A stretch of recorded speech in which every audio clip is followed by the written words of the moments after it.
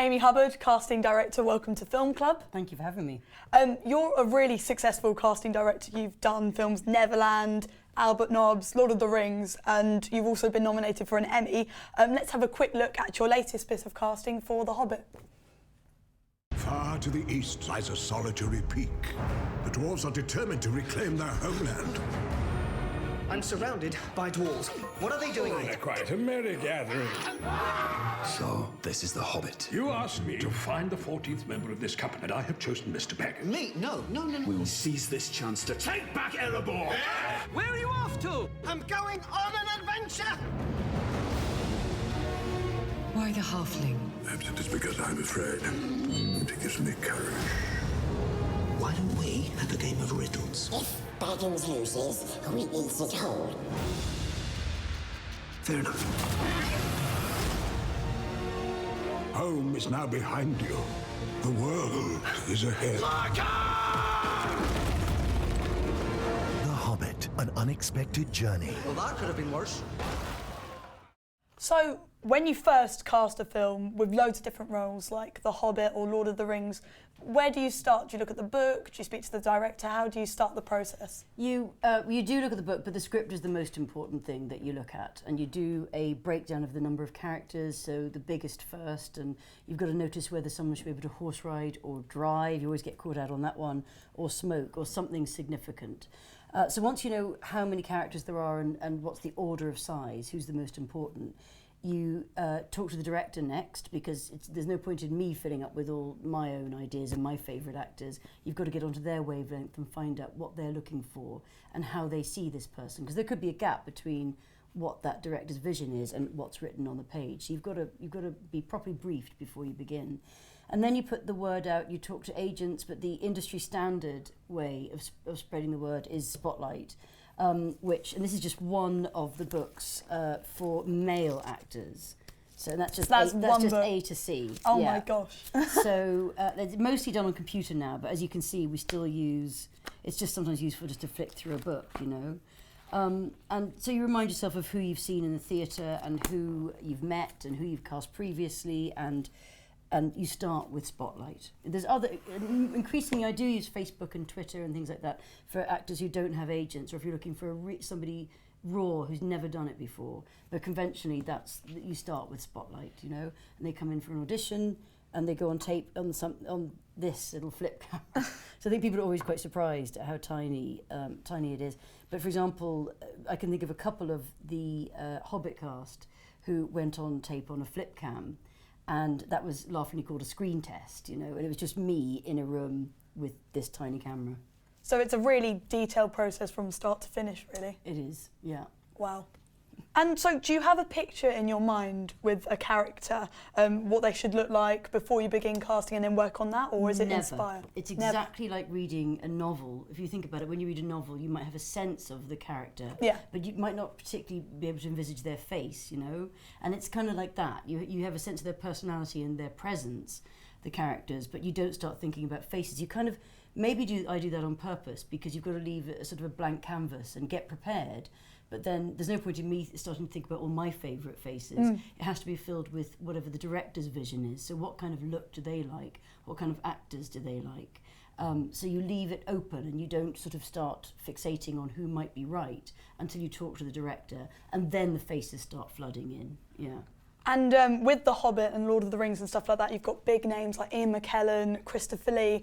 How do you get these big actors on board? Do you ask them, or do they suggest to you? Really famous actors, what we would call bankable actors, who are famous enough to actually raise finance on a film, which wasn't something The Hobbit or The Lord of the Rings needed. Peter Jackson was the person who was given the money to make that film. He didn't need bankable actors. They don't have to audition. You just make a straight offer to them, and you know, their days of auditioning are over. Everybody else, if there's somebody who really the director's not sure about but has a big profile, and you can't just ask them to audition, you know, and have like a 20-minute appointment like everybody else, you might arrange a meeting so they can talk about their ideas. And very often that's useful for the famous actor, because they can work out whether the director has a strong vision and whether they'll be in safe hands if they commit to this movie. And then there's the next stage where they meet not only to have a chat but to actually audition for the director. And there's a stage before that where they just come to see me and they audition with me and then they get a call back and meet Peter Jackson or whoever's directing, yeah. And do you think a lot about your audience when you're casting? Are they priority or? Yes, yeah, you do. You think about who's going to go and see the film, and very often financiers worry about that. Like who, you know, it's one of the useful things about FILMCLUB is to find out, not only for me to come and talk about what I do, but to find out what teenagers want to watch and who they've heard of, and who in their eyes are people that would actually make them turn up and pay money and see something in a cinema. And you've worked on in the past, previous Lord of the Rings films. Do you find it's easier with sequels or prequels, you know, to cast because you've already got a sense of what the film is? Very much so, and I always go through, I can't bear starting on new jobs, and you've got to get onto the director's wavelength, and you've got to work out what they like, and you're in the dark completely, you know. You know, so I really mourn the end of each film because I just wish we could all just go off into the sunset together and work on film after film. So coming home like this was to Peter and his team, because Peter Jackson isn't really one person. It's also Fran, his wife, who's a writer and a producer, and Philippa Boyens, who's a writer and a producer, and the three of them are really the creative team behind The Hobbit. And that, yeah, it's like coming home. You know, I have other directors like that where I think, oh, it's great. It's so relaxing to be working with you again because I know exactly where to pick up from last time. And why do you select one actor over another? Is it on looks? Is it on their personality? How do you differentiate between who's best for the role? It completely depends on each film and in each situation. But generally on a film, you want to end up with a great ensemble. So you start with one or two main characters, and once you've cast those, I call them the anchors in the cast, and then you cast around them. So the person might be cast specifically because they're a good opposite to the first person that came along. It might be, you know, you might see three great actors, but one might be really tall and skinny with sticky out ears and red hair, so it's going to be really distinguishable from the others that you've cast. So it could be anything. It depends on the situation, whether it's a look or the performance that you need. You know, what if they've got to murder somebody or do some really intense scene?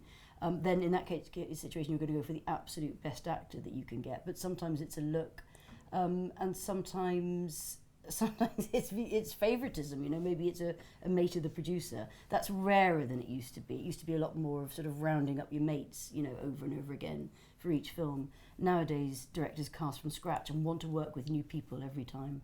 Because I was going to say, as you said, you know, it can be quite difficult. Do you just go on your instinct, really, when you see someone or know, or is this the most difficult thing? And when I was, you know, younger, I had absolutely no confidence in my own taste and instinct, but that's absolutely what it comes down to. 80% of casting is administration. It's really actually quite dull. Paperwork and admin and all that kind of stuff. But the 20% that's really important is your instinct, absolutely right, and your own taste in actors. Yeah. And you've got to have belief in that. And, you know, you worked really closely with, excuse me, Peter Jackson. Do you consider how the director likes to work when you approach projects? You know, someone who improvises a lot, would they need a particular type of actor? Yes, absolutely. And there's all sorts of different actors. And with Peter Jackson, it's a bit of a luxury because he's such an amazing director, as well as being great on special effects. He can actually, you know, get amazing performances out of people. But he has to contend with the fact that everybody has different backgrounds. So Ian McKellen very famously doesn't particularly like the first couple of days where he has to start acting against a piece of sellotape on the wall. And anybody who's traditionally trained like him does struggle with that, and method actors really struggle with that. And speaking of actors, could you just explain to maybe some film clubbers at home a bit the whole process of sometimes actors actually campaign for a part? What's that? Yeah, sometimes you know, actors can absolutely get fixated about it has to be me, I have to play this part. And a lot of the time, I'm afraid that's not the truth, and it's never going to happen. And they do campaign. I mean, nowadays you feel campaigned at all the time through Facebook and Twitter and the post and email and everything. But yeah, the more famous situations would be when somebody like Elijah Wood for Lord of the Rings put himself on tape in his garden. He did a really fantastic, very rough quality audition, and it worked. And you know, the same for Madonna, who wrote a letter to Alan Parker when she was in the casting process of Evita. And sometimes these people, their instincts are absolutely right, and there's nobody better who could play the role. Unfortunately, the Elijah Wood story is quite famous now, so Peter Jackson and all of us have to put up with a lot of people prancing around their garden in cloaks to bad music. But The first time it worked, and he campaigned for it. And he's very excellent in the role of Frodo, so clearly that's gone well. Well, The Hobbit is about to have its premiere, and I know loads of film clubbers are really excited about it. I'm really excited about it, so good luck with that, and congratulations on your Emmy nomination, and thanks for speaking to us today. It's been really interesting to hear about casting process, so good luck with The Hobbit. Thanks for having me. We're counting the days till the premiere, so it's exciting. Thank you. Thanks.